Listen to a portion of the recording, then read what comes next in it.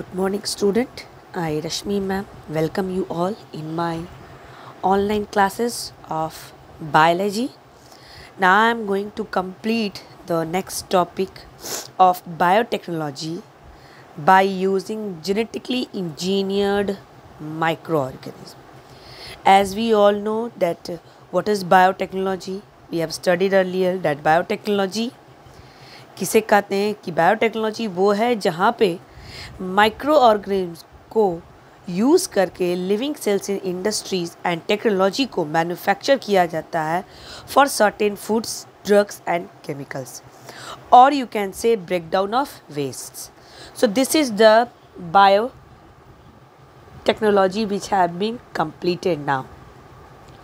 Now we are moving towards our some another thing, that is how biotechnology uses on microorganism.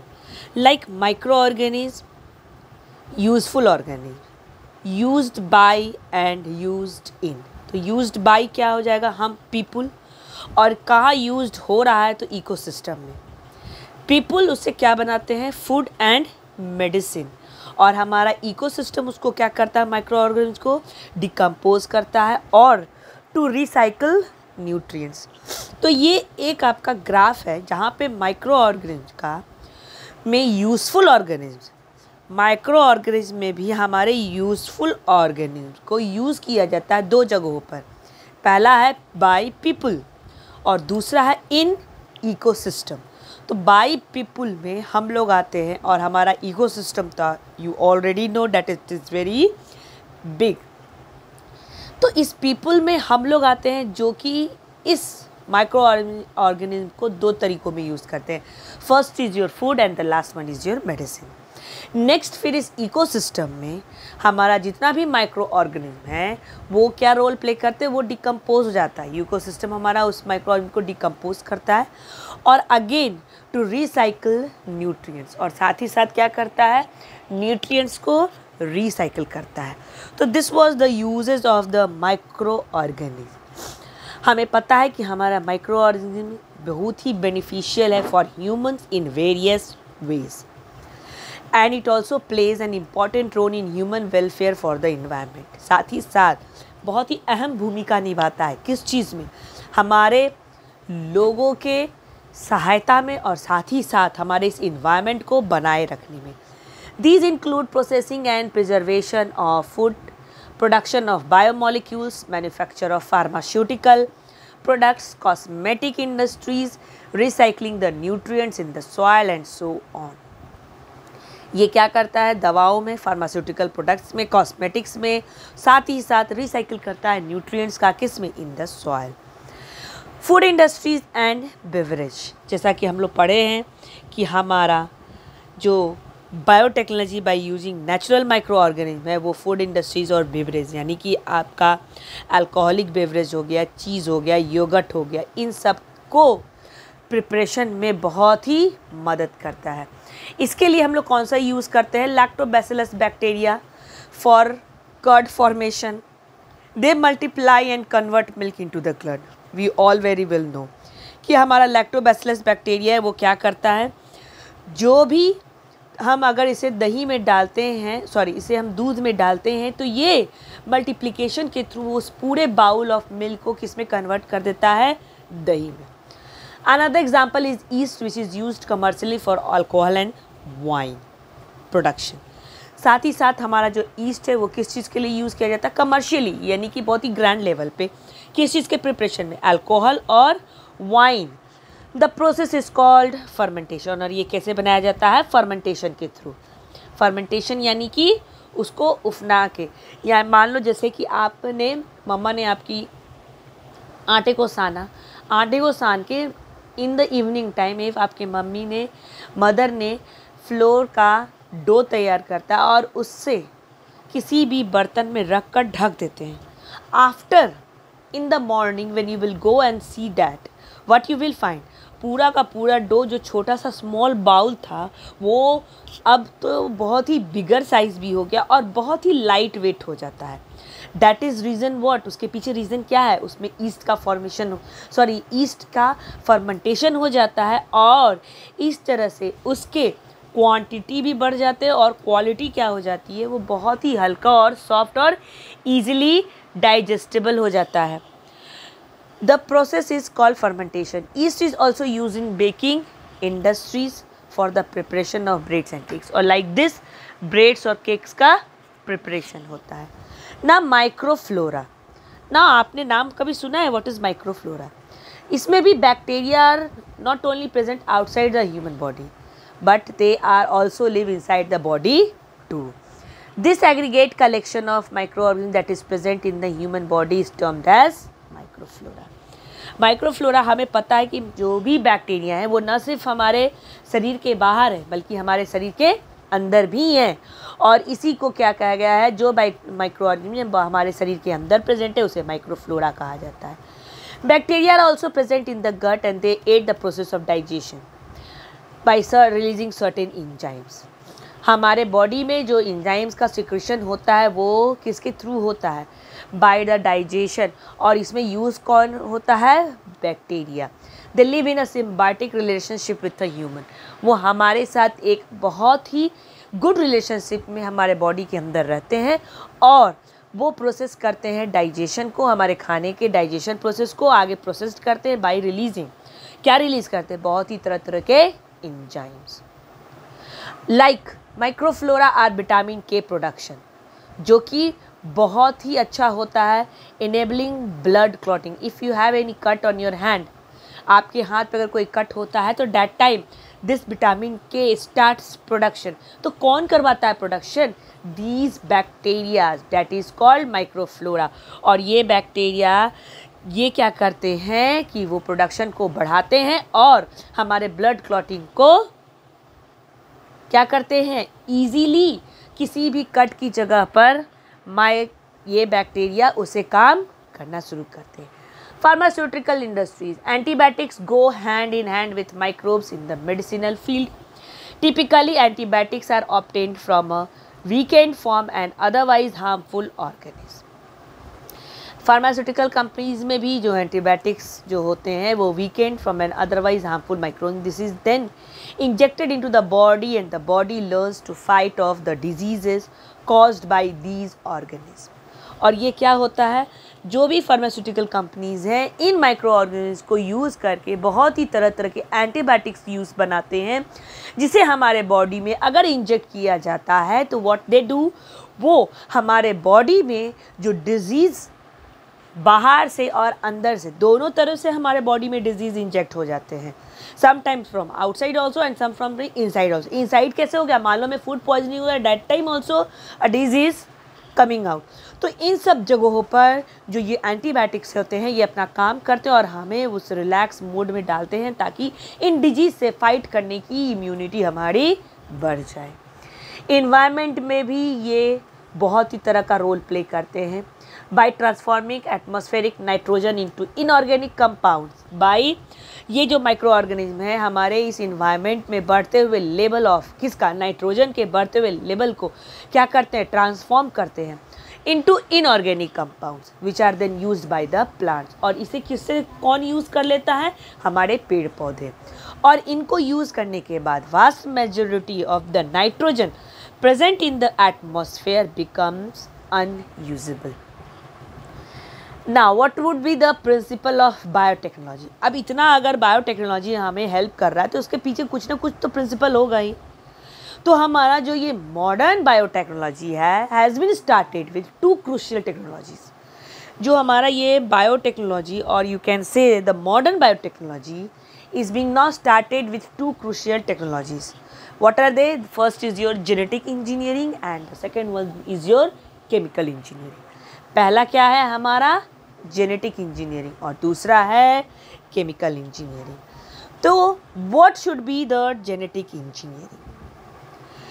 Biotechnology involves manipulation of structure and action of molecules and genes for numerous purposes ranging from producing genes from bacteria to introducing beneficial genes in plants and animals to obtain desired chemical substance in their products.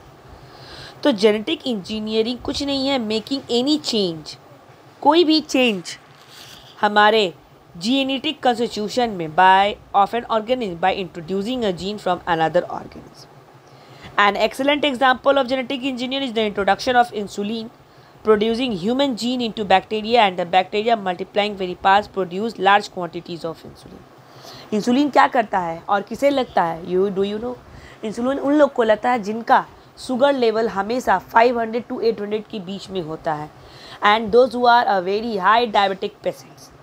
तो उनके अंदर ये insulin क्या होता है, जब inject किया जाता है तो वो रैपिडली इस जेनेटिक इंजीनियरिंग के थ्रू, यानी कि जीन प्रोसीजर के थ्रू क्या करता है, मल्टीप्लिकेशन स्टार्ट करता है. और जैसे जैसे वो मल्टीप्लाई करता है बॉडी में इंसुलिन की मात्रा बढ़ते जाती है, और ये इंसुलिन जो होते हैं वो शुगर को ईटअप कर जाते हैं. ईटअप यानी कि खा जाते हैं, और बॉडी में उसके लेवल को कम करते हैं, यानी कि जितनी ज़रूरत होती है उतना ही रहते हैं.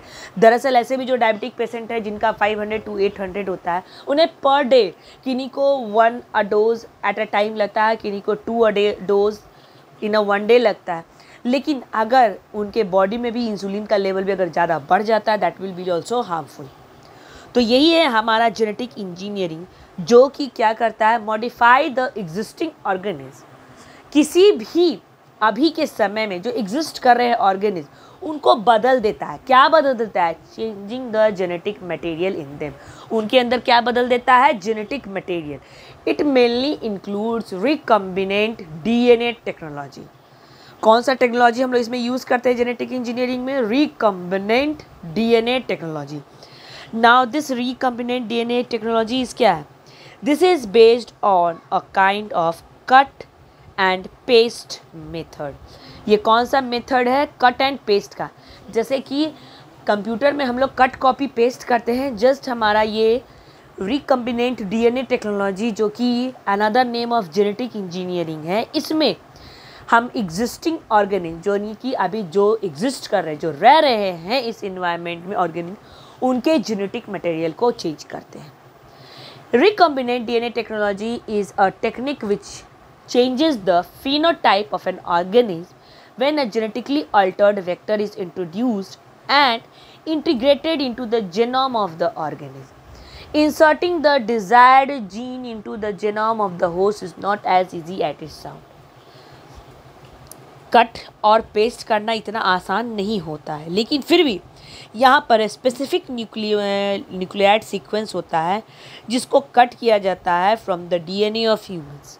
यानी हम ह्यूमंस के डीएनए को कट किया जाता है और अदर एनिमल्स और plant. These nucleoid sequence are pasted into a circular DNA of certain bacteria. Such DNA is called recombinant DNA. न सिर्फ हम ह्यूमंस में बस, बट फ्रॉम प्लांट्स ऑल्सो और एनिमल्स ऑल्सो कुछ ऐसे स्पेसिफिक न्यूक्लियाइड्स होते हैं जिन्हें क्या किया जाता है? कट किया जाता है, और इन्हें कट करके फिनोटाइप यानी कि जो होस्ट होते हैं उन्हें क्या कहते हैं? Genetically Altered vector is introduced. हम लोग वेक्टर है, यानी कि वेक्टर यानी कि जो कैरियर होता है, जो कैरी करता है, introduce and integrated into the genome of the organism. और इन्हें फिर inserting the desired gene into the genome of the host is not. It involves the selection of the desired gene from administration into the host followed by a selection of the perfect vector. इसमें क्या होता है? जब इन सब को एक जगह circular mode में पेस्ट किया जाता है तो यही कहलाता है recombinant DNA. Now recombinant DNA is reintroduced into bacteria. अब ये सारे जीन्स जो होते हैं, जो ह्यूमन से कट किए होते हैं, प्लांट्स और एनिमल्स, उन्हें बैक्टीरिया में रीइंट्रोड्यूस यानी कि डाला जाता है. Bacteria divide and a large population is produce. और क्या किया जाता है? इस तरह से बैक्टीरिया क्या हुआ? बहुत ही फास्ट रैपिडली मल्टीप्लाई करता है, और जैसे जैसे वो मल्टीप्लाई करता है उसमें क्या होता है?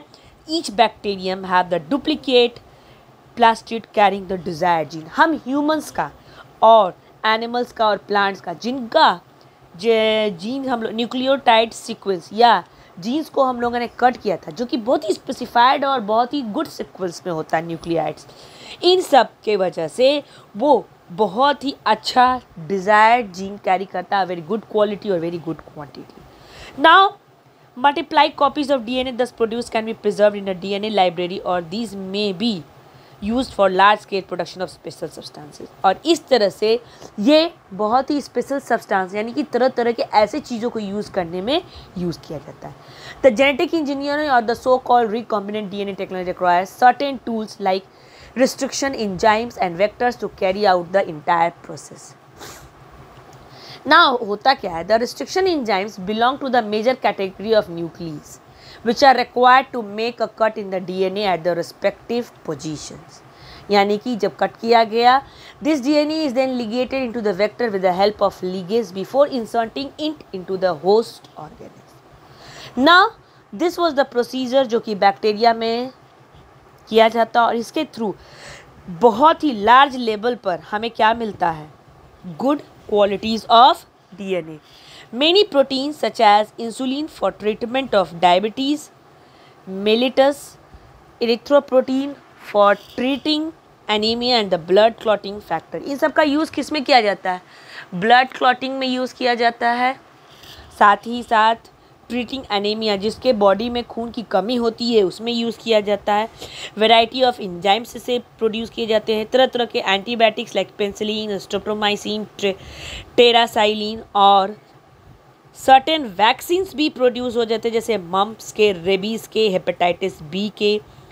वाइटामिन्स बनते हैं जैसे विटामिन सी और साथ ही साथ एक और चीज़ होता है that is called transgenic organism. वैसे प्लांट्स और एनिमल्स कैरी होते हैं जिनके अंदर फॉरेन जीन्स यानी कि बाहरी जीन्स होते हैं।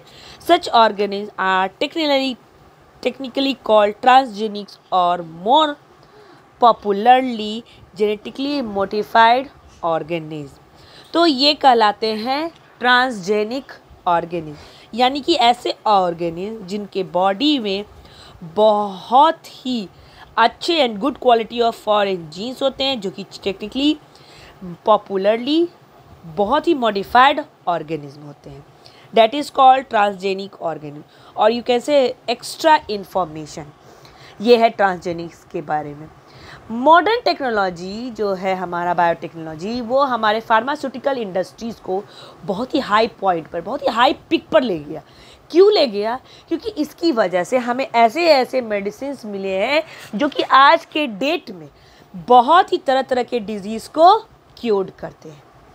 ये हमारा बायोटेक्नोलॉजी जो है दोनों टर्म्स में कह सकते हो, क्वालिटी और क्वांटिटी दोनों में बहुत ही अच्छा है, इम्प्रूव्ड है और इसके थ्रू हम आसानी से किसी भी चीज़ का मैन्युफैक्चरिंग, स्टोरेज और मेंटेनेंस कर सकते हैं। एंटीबायोटिक्स में एंजाइम्स, वैक्सीन सारे कुछ आसानी से बन जाते हैं। सो एक बायो प्रोसेस इंजीनियरिंग भी होता है जिसमें multiplication of cells can also be carried out in the bioreactors. So this was the chapter about vegetative propagation in which हम लोगों ने सब कुछ पढ़ा कि what is vegetative propagation, artificial vegetative propagation क्या है, उनके मेथड्स क्या हैं। उसके बाद हम लोगों ने एडवांटेज पढ़े, डिसएडवांटेज पढ़ा, हाइब्रिडाइजेशन पढ़ा, सोमैटिक सेल हाइब्रिडाइजेशन पढ़ा और बायोटेक्नोलॉजी के बारे में जाना और उसके एप्लीकेशंस के बारे में। Now over here I and my video. अब यहाँ पे मैं अपनी वीडियो को ख़त्म कर रही हूँ। अगर आपके पास कोई भी प्रॉब्लम है, कोई भी क्यूरी है related this chapter, do ask the student. Tomorrow when you will get the next video in that we have started the next chapter। अब जो वीडियो आपके पास जाएगा उसमें हम नेक्स्ट चैप्टर स्टार्ट करेंगे द फ्लावर और उसे जल्द ही ख़त्म करेंगे। Thank you.